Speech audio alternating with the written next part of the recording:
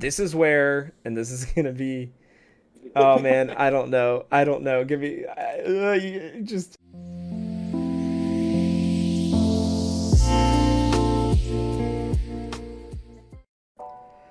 Hello, everybody, and welcome back to the Robin Jerm Show. Sorry, we're recording a little bit late. That is my fault. My computer has been at the doctor's office. I brought it home from its surgery, and it's doing dandy now. But I'm Rob.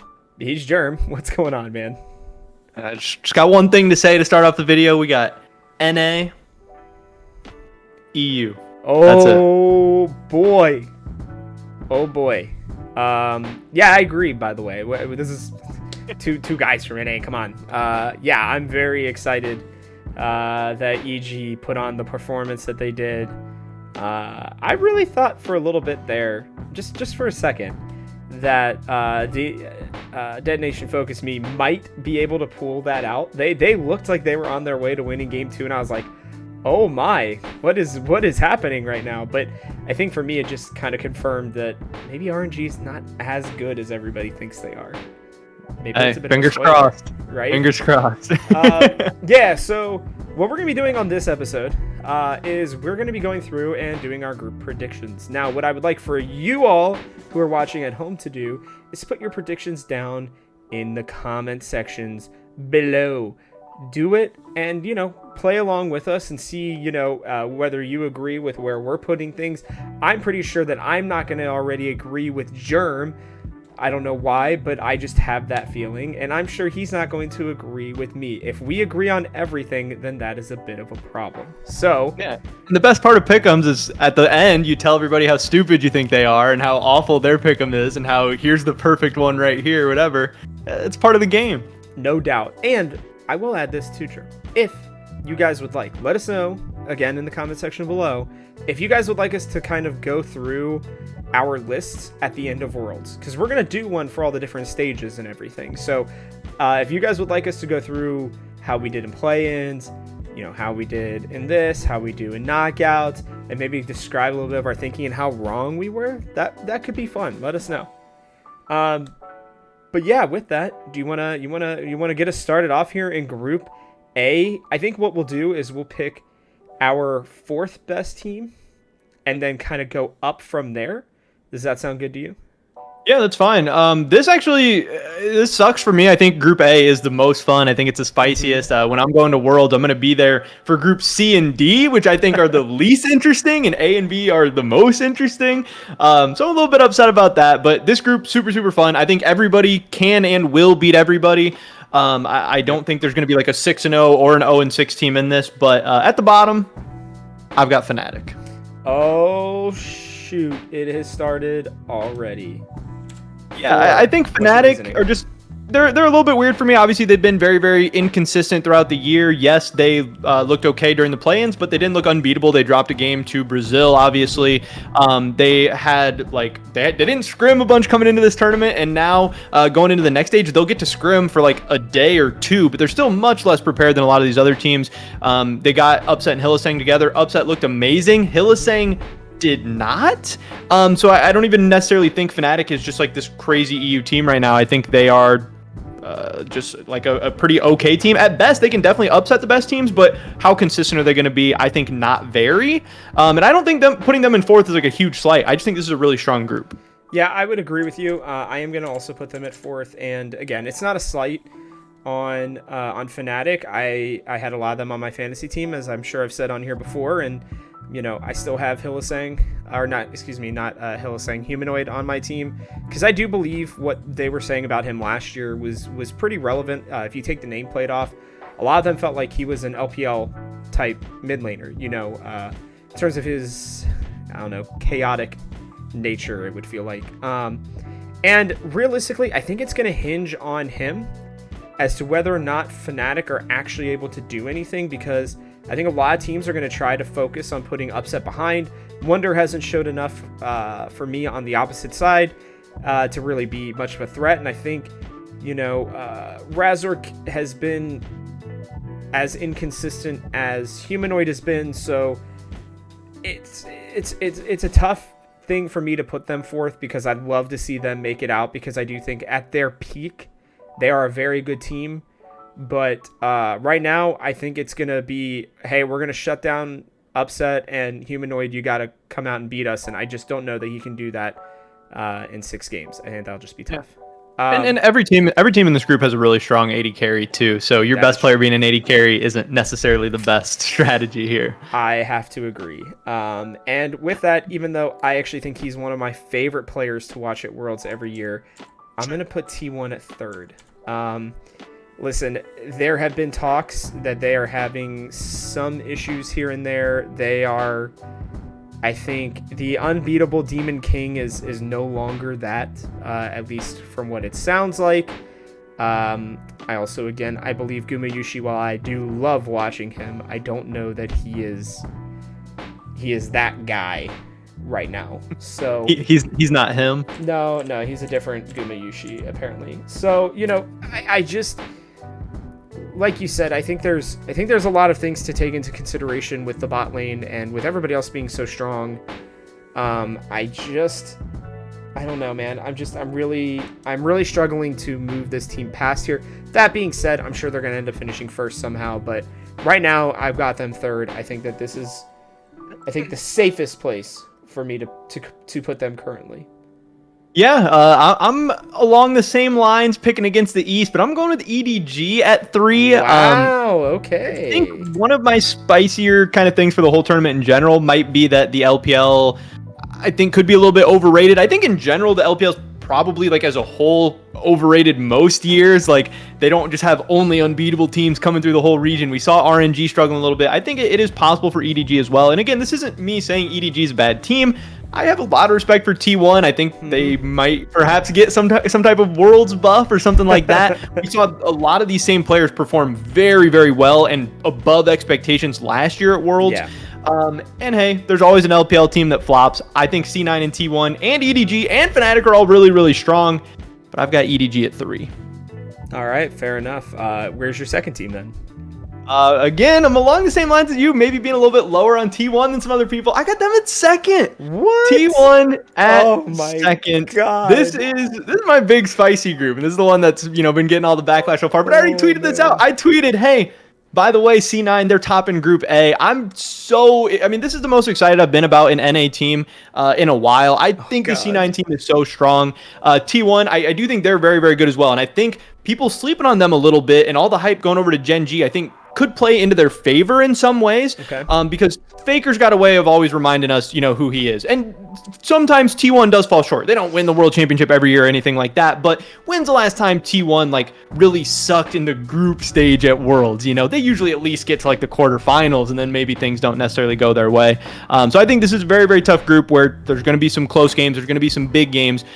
T1, they've been in these situations before. They've had the pressure on before. I've got them at 2 with obviously C9 at 1. Wow. Okay, and we'll go through that here in a little bit. I will say I have C9 at 2, and I guess we'll talk about that later. I'll explain why I go through with EDG here at 1. Listen, yeah. I think the combination of JJ, Scout, and Viper are one of the most deadly, threesomes in the entire world of League of Legends. I still think specifically Viper, I went back and looked at some of his stats. He is still just absolutely insane. I think this team was a world championship team for a reason last year. A lot of people also really weren't considering them to be all that strong heading throughout Worlds 2021. And they went on to win the whole freaking thing. So I just taking them out right now when they're returning with, I believe it's basically the same lineup. I'd have to make sure that that's 100% correct, but because I know that Junjia has been getting some play time over JJ, but it's hard for me to pick against them. I do have LPL teams flopping, but I don't believe it's going to be them. I can see the argument for it. I really will say this before we dive into our thoughts on C9. This should be the most chaotic group. I would not even be surprised if we saw the first ever 3-3 for every single team, or at least something close to it. It's never happened. it definitely can. You know, like these teams I think are all pretty evenly matched. So, which is good and bad. Yeah, when I had talked about it, I said I could definitely see the team that wins this group like going like 4-2 or something like that. You know, even dropping a couple games, being in first place. I will say, you know, you're saying, hey, this EDG, they're a lot like the EDG last year. Well, need I remind you, they were in a pretty similar group last year with T1, with an NA team. They actually dropped a game to 100 Thieves. I think this Cloud9 team is a lot stronger than that 100 Thieves team was last year. And they only finished one game above, you know, EDG got second in that group, finished one game above 100 Thieves. So to me, it's not crazy to say that C9 could perhaps surpass them. I don't think you're crazy at all. And I do have C9 in second, and I'm sure it's both of us just being, you know, NA boys. But listen, I mean, here's the reality. Like you said, this C9 team, when they're playing at their best, is deadly. They're extremely good. I think Blabber can play with Owner. I think, you know, Blabber is easily better than Razork, at least in my mind. You know, I think Fudge can absolutely handle things on his own, and then I think it comes down to the mid and bot lane.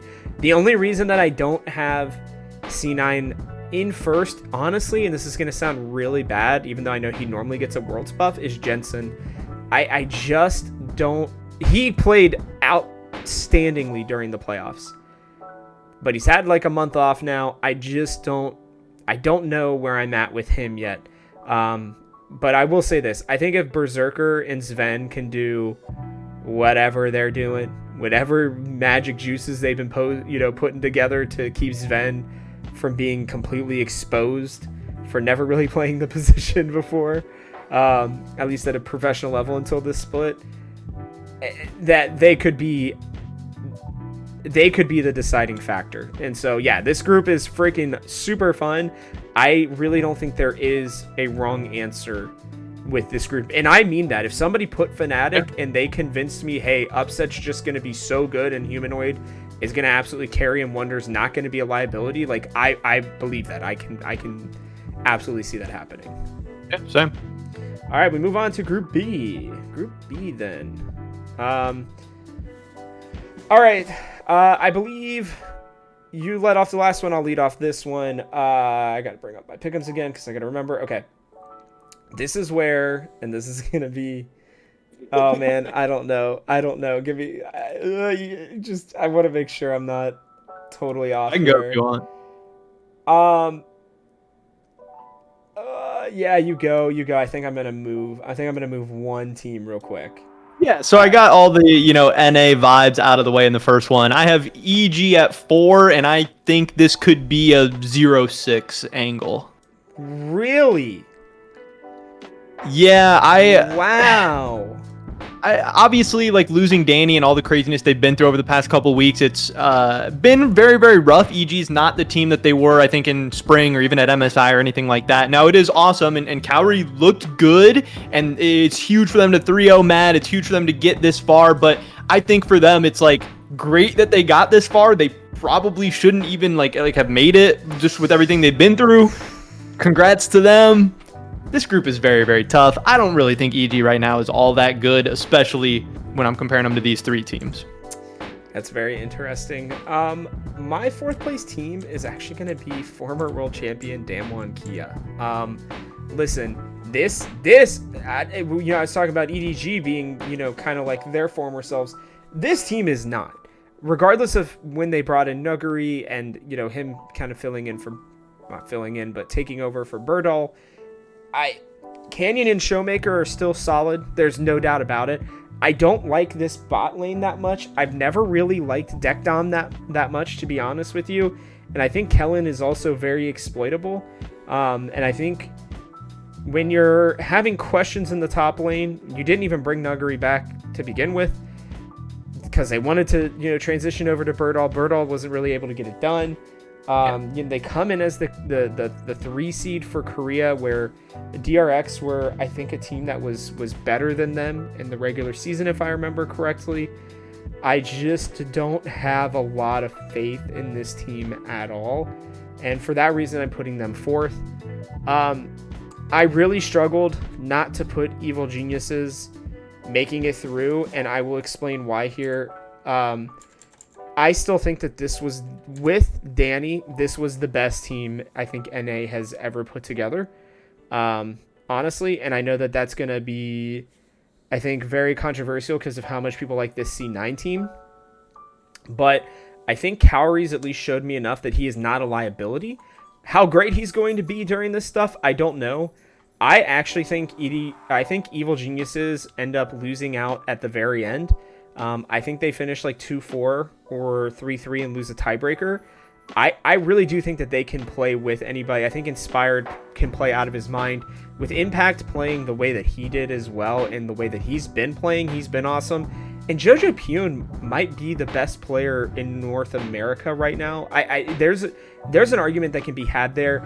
I know that a lot of people are going to be like, but they lost 2 games in play-ins. Like, sure, they did, but they're also ramping up. And I felt going into playoffs that Evil Geniuses could take on just about anybody in the world. They've played an MSI. They know what it is like to play. As long as Cowrie doesn't just completely, I don't know, disappear, I think this team is actually going to be a lot better than people think. So I will tell you, the last change that I made was moving them to 3. And it was before you said anything. I rethought my decision, but if they do make it out, I will honestly not be that surprised because I think they're a lot better than people are giving them credit for. Yeah, no, I mean, I think I would be very, very surprised if they get out, but we are on the same path as far as the 2 teams making it out. I do have Damwon Kia at 3. This is just not the Damwon Kia team. This isn't like it's really interesting because we're getting another chapter of G2 against Damwon Kia, and like each chapter, the teams are so different. And this is just not the like invincible aura of Damwon Kia that they used to have, where no matter how crazy the game got or how crazy the series got, like Canyon's always going to make an insane play, or Showmaker's always going to make an insane play. Like you said, those guys are still good. Canyon's definitely not what he once was, but this team as a whole, it's just not as complete of a team. And I think League of Legends around the world is getting better. And I think this team is worse. And yeah, I think they're still great and they're going to be able to pick up some games. But yeah, I don't see them advancing. Me neither. All right. Then for 2, who do you have? Yeah, I have G2 at 2. I really like this team in a lot of ways. I mean, Caps, everyone says it, but Caps at an international tournament, he had some absolute signs of potentially being one of the best players in the world, maybe the best player in the world at MSI for moments. He wasn't able to sustain that, but he was having to backpack G2 at an insane amount. And since then, I think G2 has gotten better as a team. I think Targamas is really coming into his own. He's like really awesome. Targamas is probably even still underrated at this point. Yes. Jankos and BB, they're great. My fear is Flockhead. He might be one of the worst players in this group, might be the worst player in this group. I don't know. I mean, I don't think he's but he's like in the bottom 3-ish or somewhere around there. I think he's a big liability. I do like that he can play different champions at least. Like, you know, he can pull out a Seraphine and some other stuff like that. And I hope they utilize some of those other strategies. But I do think Caps is going to have to go God mode in this group, but it's tough for me to ever pick against G2, especially in the group stage. Yeah, and I think my reasoning is similar because I also have them at 2. Between them and EG, I will say this. I think this is one of the weakest bot lane groups in probably Worlds. I'll have to confirm that later, but I do believe that Flackid is definitely a liability for this team. I think if they had a better AD carry, I actually think they could potentially challenge for a world title with a better AD carry, as bad as that sounds. And I don't think Flackid is terrible. Like, I don't think he's obviously not terrible because G2 are here, right? Yeah, but I think it's all relative. I mean, exactly. In terms of the players at Worlds, yes, we could say relatively terrible. Yeah, he's not as good as they are, and that's fine. But like you said, I think Targamas is awesome. I think Broken Blade is so freaking underrated, dude. I think he is going to show up really big in this Worlds and be able to provide, I think, Caps with some relief in terms of not feeling that he has to go Giga Chad God mode to be able to win this, to get them through here. But, because I really just think I've liked him with TSM, and just watching his growth with Schalke, then to G2, like, it was pretty clear on Schalke, he was by far their best player. He's probably the only reason they even won games. With G2, there were times when he truly just straight up, like, 1v9'd. And I think him having that potential in Jankos becoming a more mature jungler and being able to kind of play through his lanes, I think, a little bit better than, and being able to carry if he needs to as well, allows G2 to be here. All right, moving into this last one here, JDG. I actually had them not making it out initially. Then I went back and I re-looked. You know, I just wanted to go with my gut initially, and then I kind of changed some things up. When you have 369, Kanavi, and Yagao, I think that's really good. I do think Hope and Missing are a little bit overrated, though, compared to the top side. Obviously, again, that is relative, but I do think that they're one of the weaker bot lanes in terms of the LPL and, you know, being at Worlds. And if teams are going to win, I think it might be through that bot lane. So we'll see. But yeah. And to me, it's funny you say that because, you know, you also did say, and I totally agree with, look at all these other bot lanes. They're not good. So if you think JDG's bot lane is a weakness, and you know, I can get on board with that a little bit, like of a really strong team, a team that went 14-2 in the LPL regular season, you know, like a weakness. But is Flockhead going to punish that? Is Cowrie going to punish that? Exactly. You know, are these the guys who are going to punish it? So in some ways, they could have it just, hey, matchups are a thing, styles clash, all that stuff. I think they're in a pretty good situation overall in this group. I think they're going to get out, I think, relatively easily. I think they'll drop a game. I will say that. I think they drop one game. They could drop 2 games, but we'll see. Maybe if they drop 3, then I'm gonna look like a genius because I would have that was kind of where I had them initially. All right, heading into this group, I'll let you start it off. Who you got fourth? Yeah, I mean, I have Gigabyte Marines as a pretty distant fourth. They are fun and they are exciting. I hope they pull out some crazy strategies. I hope they steal a game from somebody. But like I said, in this group, to me, it's like Gigabyte Marines probably, I think, going to win 1 game. And whoever they take that 1 game off of, it's going to be really bad for that team. So yeah, I think that's what this whole group could come down to. But I still think it's, you know, like LPL, LCK, LEC, LCS pretty close. And then everybody else. I think that gap between, you know, the major regions and even the best minor regions is still pretty significant. Yeah, I'm glad that they're here. It's time. You know, we get to see them, and maybe I'll be wrong, but I've never really been overly impressed. Everybody's like, oh, you know, VCS, they're bringing a team. Oh, they're going to be good every year, and then they finish last or they don't really make it through. And I just, yeah, like you said, they're fun. They are an exciting team. I am glad that they are here finally after all this baloney. And I always enjoy watching Levi, but I always like to remind everybody, Levi tried to come over to NA and he never even scratched like a major team.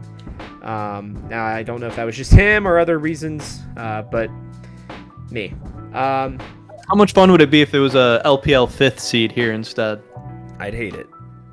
I'm just kidding. Yeah, I was gonna say I'd hate it. No, we can talk about that. That's what people say. Show. People say that on like fucking Twitter and stuff. They are just wrong. All right, heading into the third, I'm gonna put Rogue, and here's the thing. I actually don't even like this team. I actually still think this is the third best team that went to Worlds from EU. I think they got hot at the right time, and I think they had a lot that was allowing them to be as good as they are. Listen, it's so contradictory, but I always felt that a lot of their players were underrated, specifically people like Comp, Trimby, Odo, right? Even Larson. But I think the most overrated player potentially in EU is Malrang. I like Malrang. I think he's a good player, but everybody talks about Malrang like he is just this stud that just, oh, I just cannot believe that an LCK team just didn't pick him up. And I'm like, no, there's a reason that he didn't get picked up by one of the top tier LCK teams. He wanted to make more money, I would assume, instead of playing on a lower tier team in the LCK, coming over to Rogue. I think he is extremely exploitable. And also, I think Comp got the perfect meta for him. This World's meta is very different than what Comp has seen, and I hope he proves me wrong. But there were people putting Comp in their top 30 players at World, and I'm like, I don't even think he's the best player on his team. I think Trimby and Larson are much better. I also think Otawamne is very exploitable as well. I mean, he's solid, but I just don't personally get it with this team, honestly. I don't dislike them. I would love to see them make it out, for the West, but I just don't see it happening. Yeah, I agree with some of the stuff you're saying, but I do have DRX at 3. And this might be a little bit of a spicy one too, but one of the main things is just going off of what we saw in play-ins, obviously, where Mad Lions should have beat DRX. I mean, you got to think more often than not, you're able to close out that game with that lead. Now, obviously, does Mad Lions get that lead every single game? No, absolutely not. But just like in a vacuum, that one game, Mad Lions probably should have beat DRX. Yeah, they didn't. Turns out, Mad Lions isn't very good. They get 3-0'd by Evil Geniuses. They get totally smacked around. I think Rogue is significantly better than Mad Lions. Like, however good I think Rogue is or isn't or whatever, they might be a little bit overrated. I can get on board with that. But still think they're a lot better than Mad Lions. So I think they are going to be capable of beating DRX. Now, DRX did look a little scary at times because Zika was playing out of his mind. And that is a little bit terrifying, but was the rest of the team all that convincing in a lot of these games? Yeah, they beat RNG. Yes, that was definitely a nice win, but to me, they showed they can be beatable, and we're on the Western hype train. If you show some weakness, we got to pounce. So I'm going to DRX at 3. I got Rogue at 2. See, and the whole RNG thing is the main reason why I'm not going with them. I do, or why I am going with them second. I just think that them being able to beat Rogue, them being able to make it out of play-ins, I didn't even have them making it out of the group, I believe, initially, because I really didn't think that they were... I didn't think that they were going to be very good. There were signs pointing to them not being very good. Zika was the main reason for me why I'm like, okay, Deft and Zika are good enough to probably get them through what, again, I believe is a relatively weak group. I can see DRX easily going 4-2 or 3-3 and, winning in a tiebreaker if necessary. It also probably just shows how little I believe in into Rogue, to be honest with you. I think that's more of the conversation, but I don't know. I'm not going to totally homer for Western teams, especially when I just don't have a lot of faith in a team like Rogue.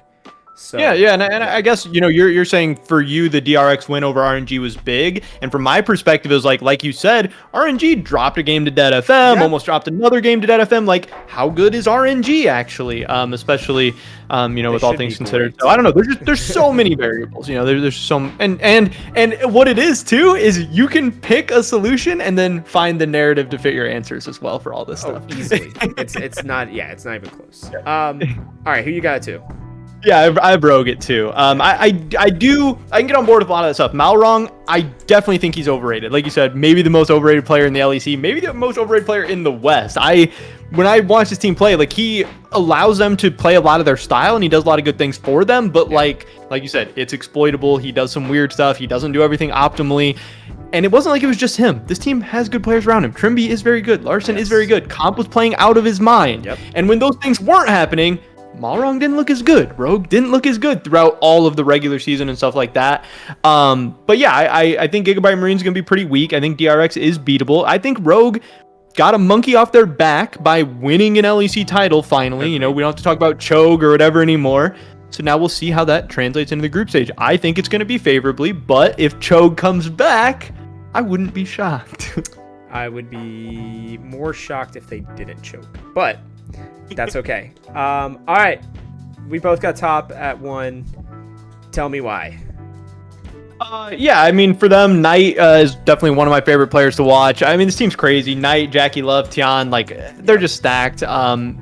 Again, what does that mean coming into Worlds? It's always interesting when you see the different regions playing up against each other, but I don't think this is the strongest LEC team in the world. Don't think this is the strongest LCK team in the world. I think Gigabyte Marines is pretty weak. I think potentially they are the only, good team in this group.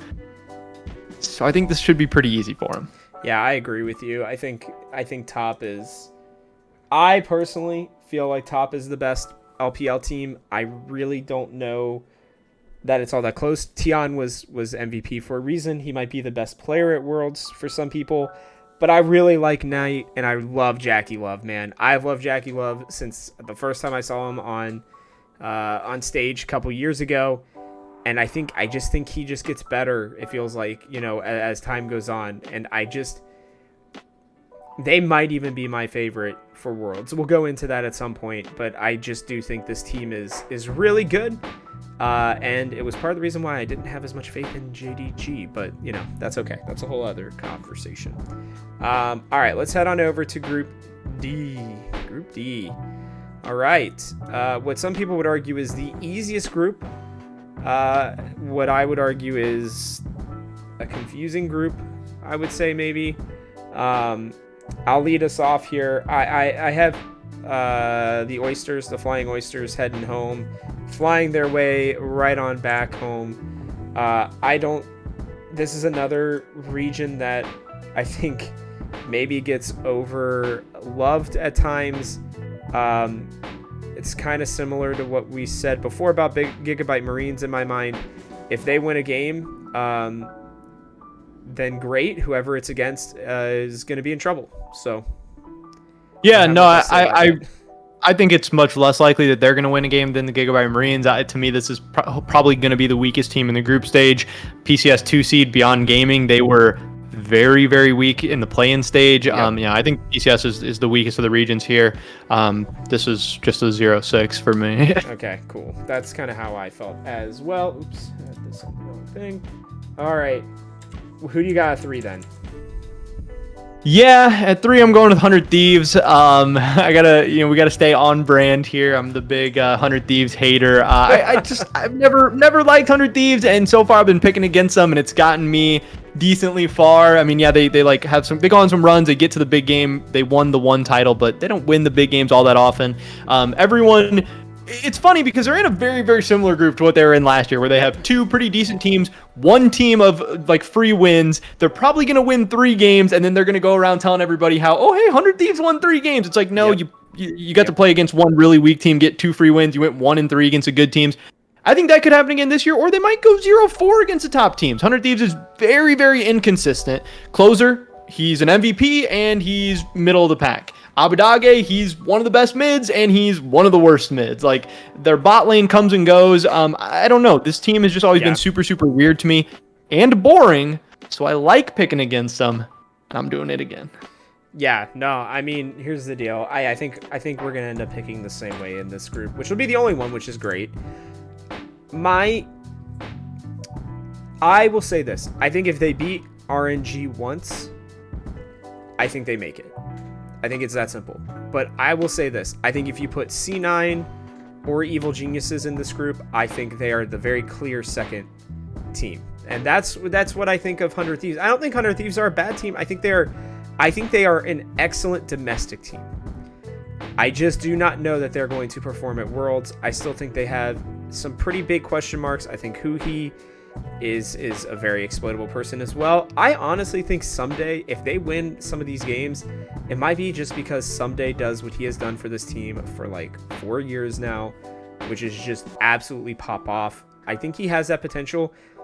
I will say this. I think you're discounting Closer a little bit, just in terms of, I think this meta continues to fit him really, really well.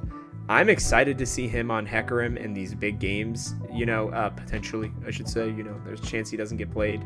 But I also think that this World's meta, weirdly enough, kind of helps this 100 Thieves team, to be honest with you.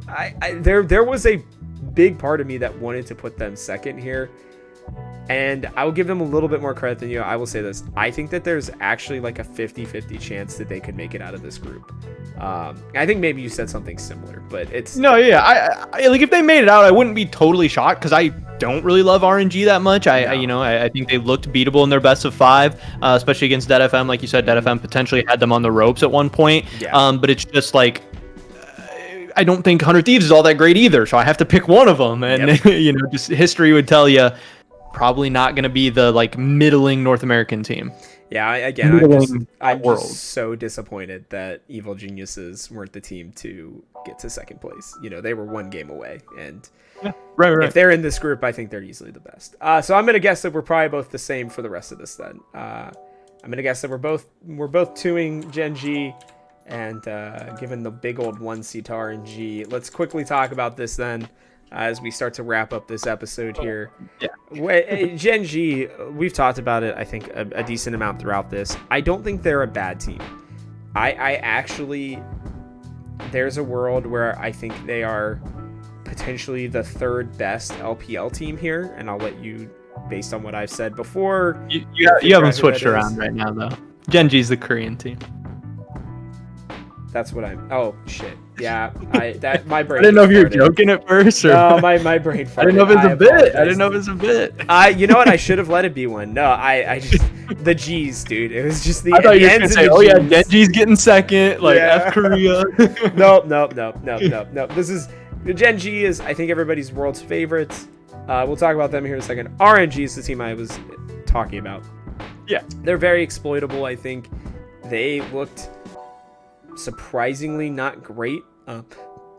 Gala was not the player I thought he was going to be honest with you. He continues to not be that, which is disappointing for me because I liked Gala when he first came in, but I could truly see this RNG team going like 2-4. I think if 100 Thieves are at their absolute best, I think that could happen. I don't think it's likely. And I think they should be very thankful for the group that they are in, because I think if RNG are in potentially literally any other group, I think there's a good chance that they don't make it out. So I'll just be honest with you. I mean, just going back through them, like I think Rogue and DRX would be better than them. I think EG and G2 would be better than them. I think almost every team except for maybe Fnatic in Group A are better than them. So I think them in Group C would be interesting. But yeah, I know what you're saying. Yeah, it's probably mostly speaking from my lack of LPL knowledge. I tried to watch more games this year. I tried to keep up with it a little bit more this year, but I don't love RNG, so I don't think. Yeah, I mean, I'm mostly going based off of what I saw in the play-ins, which was they're stronger than a lot of the play-in teams, but they didn't necessarily like speed run the whole thing or anything like that. This isn't a bad spot for them. It's like this is only putting them below Gen G, which is no slight at all. I think they should be better than 100 Thieves and Oyster. I think they should be worse than Gen G, and I think that's just like pretty chalk for this group overall. Yeah, I agree. And I think with Gen G, real quick, they're a world's contender. Obviously, the Church of Chovy fam is out there, spreading the good word. But, I really do think that it's a disservice to not talk about Peanut, to not talk about Ruler, Lens. Like, the whole, like, if Gen G even drop 1 game, I will be shocked. Truly. And whatever team that they potentially, similarly to how whatever team were to take, the Flying Oysters were to potentially take a game off of, whatever team Gen G were to potentially drop a game to, unless if I guess it's Flying Oysters, that team has a much better chance of making it out because they are just that good. Yeah, this Gen G team, this is probably the team that I'm most excited to watch of all the teams at Worlds. I think Chovy and Ruler are the 2 players that I'm the most excited to watch at Worlds as well. Perhaps my most excited matchup to watch of the whole tournament is going to be Chovy against Abadage in the mid lane. Oh god, you just want to see Abadage fail. That's why. That's not going to be close. Oh, he's not even denying it. Look at that smile. Yeah, well, no, obviously, that's what I'm saying. I want to see how ugly it's going to get. I want to see what happens. It's going to be fun. Oh man, watch Abadage just absolutely pull something out. That would be fun too. Funny. That would be fun too. Hopefully he's got a counter or a pocket pick ready or something. That would be ideal. All right. Well, with that, yeah. I mean, I think we're about good. So, as per usual, you can check out a video over Jerm's face. You can also check out one that is over my face. Please like, subscribe, and do some of those commenting that we said at the beginning of the video. I hope that you guys enjoyed this. And for Jerm, I'm Rob from Our House to Yours. We'll catch you on the next one. Peace.